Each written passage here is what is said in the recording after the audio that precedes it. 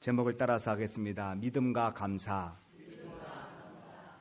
기독교는 감사의 종교입니다. 성경은 감사라는 말이 많이 나옵니다. 감사는 하나님의 뜻이고 감사는 하나님을 영화롭게 하는 것이라고 말합니다. 감사란 은혜를 받은 사람이 은혜를 베푼 사람에게 또는 베푼 분에게 고마움을 보답하는 뜻으로 마음과 행동과 그리고 입술로 표현하는 것이 감사입니다. 감사를 표현하는 가장 좋은 방법은 자신이 받은 것을 기쁨으로 받아들이는 것입니다. 사람이 얼마나 행복한가는 그 사람이 얼마나 감사할 수 있는가에 달려 있다고 말합니다. 하나님을 많이 사랑하는 사람은 많이 감사하게 됩니다. 누가복음 17장 11절로 19절에 보면 우리가 잘 아는 10명의 문둥병자가 예수님 만나서 고침받았는데 사마리아 문둥병자 고침받은 한 사람만 예수님께 찾아왔다는 말씀을 기억합니다. 누가복음 17장 9절에 주님이 말씀합니다. 내 믿음이 너를 구원했다. 예수님께 은혜를 받고 그 은혜 감사로 찾아온 사마리아 사람에게 예수님이 칭찬을 해주셨는데 너 감사를 해서 와서 고맙다고 말한 게 아니라 믿음을 칭찬했습니다. 그러므로 믿음이 있는 사람은 감사를 할 수밖에 없습니다. 믿음이 있는 사람은 감사의 조건을 찾게 되어 있습니다. 믿음이라는 것은 하나님의 은혜를 신뢰하는 것이고 하나님의 섭리를 온전히 믿는 것이기 까닭에 나의 형편과 상황과 관계없이 하나님을 의지하는 표현이 감사인 것입니다. 그러므로 감사는 믿음의 표현이요, 감사는 하나님의 은혜를 기억하는 것입니다.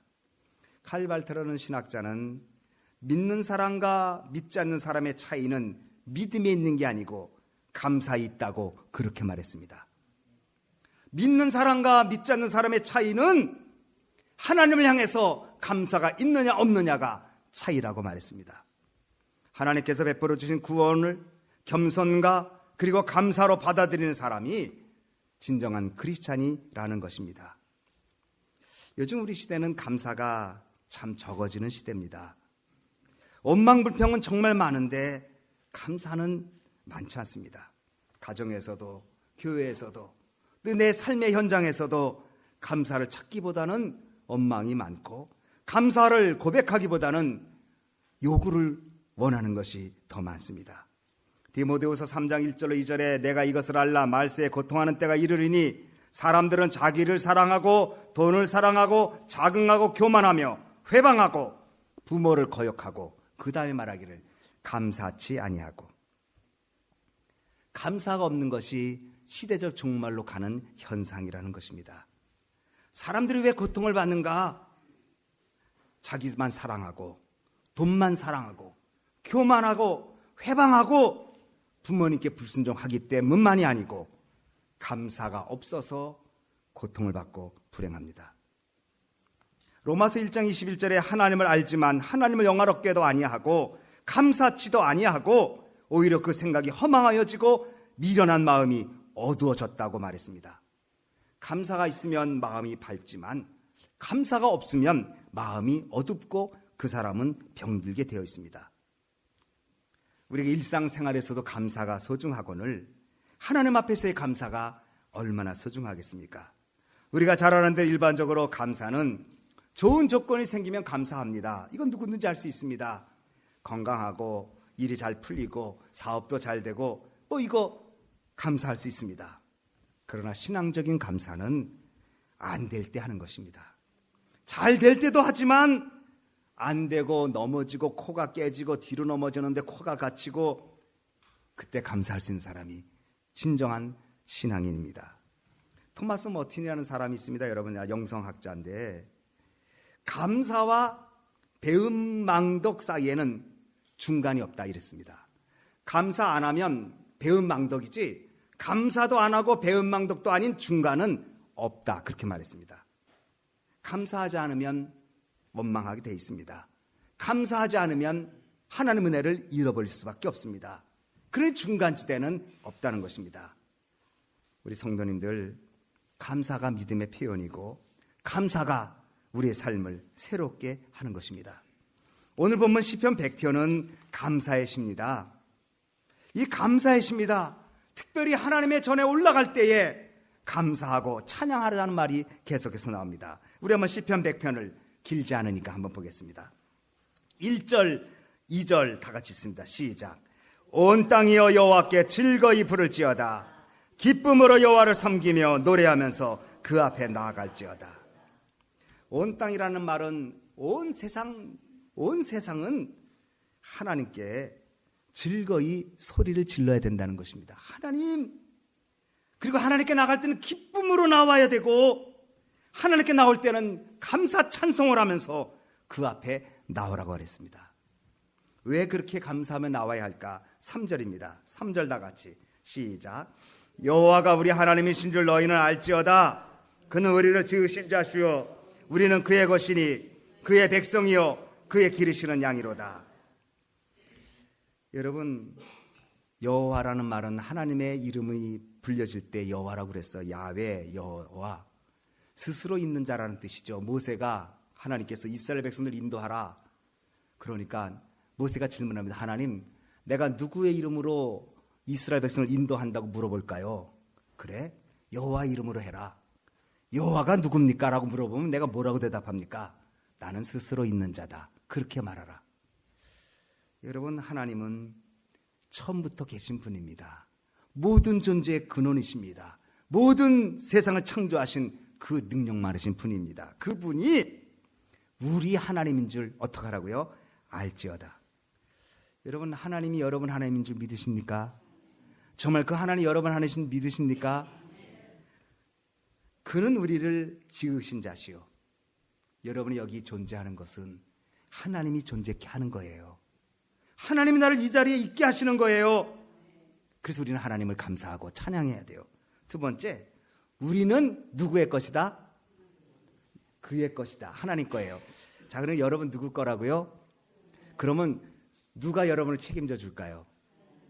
하나님 책임져 줘요. 내 것은 내가 책임지잖아요. 잊어버릴까봐, 망가질까봐, 상할까봐. 근데 다른 사람 거 여러분 그렇게 신경 씁니까? 죄송한 얘기지만 다른 교인 아프면 나는 별로 신경 안 쓰는데 우리 교인 아프다 그러면 정신이 뻗쩍 납니다. 여러분, 하나님의 것이라고 말한다는 건 대단한 거죠. 하나님이 책임진다는 거예요. 나는 하나님의 겁니다. 하나님 알아서 하십시오. 이 사업도 하나님 겁니다. 내 아들, 딸도 하나님 겁니다. 내 미래도 하나님 겁니다. 하나님 거니 알아서 하십시오. 이러니 감사가 안 나오겠어요. 누가 책임져 주는데? 하나님 책임져 주는데. 그 다음에 또 말하기를 우리는 그의 누구라고요? 백성이에요. 하나는 왕이고 우리는 백성이에요. 4절을 보겠습니다. 4절 다 같이 시작. 감사함으로 그 문에 들어가며 찬송함으로 그 궁정에 들어가서 그에게 감사하며 그림을 송축할지어다. 찬송하면서 감사하면서 어디에 들어가라고 그랬어요? 궁정에 들어간다. 하나님이 왕이시니까, 우리는 그의 백성이니까 하나님의 궁정에 들어간다고요. 하나님의 통치, 하나님의 주권, 하나님의 섭리, 하나님의 인도, 하나님의 보호하심, 하나님의 축복, 하나님의 역사, 이것이 우리에게 있으니 감사하라고 그렇게 말합니다. 또 하나 있습니다. 그의 기르시는 하나님께서 여러분을 양이라고 불러줬어요. 그럼 우리를 어디로 인도할까요?